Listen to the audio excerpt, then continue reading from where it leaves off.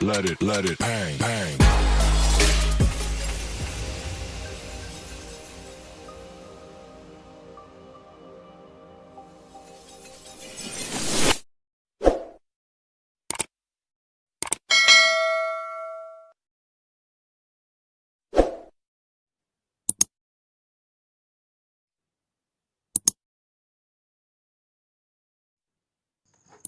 Nah, oke guys, sekarang kita lanjut cara pemasangan jalur kabel untuk alis di motor vario neo 2017 yang LED.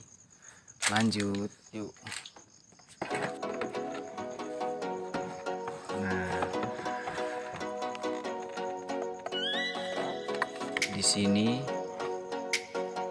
kabel yang berwarna merah dari alis sebelah kiri.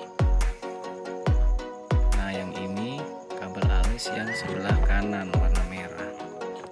Jadi di sini kita gabungin, kita jemperin, kita sambung ke kabel lampu malam yang berwarna coklat leres putih.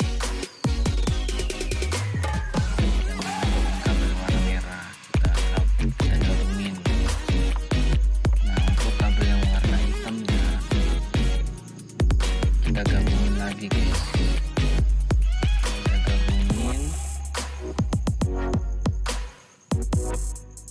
kita sambung ke kabel warna hijau leres hitam,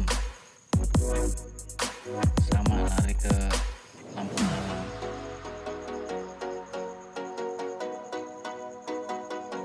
Jadi posisinya ada di bawah.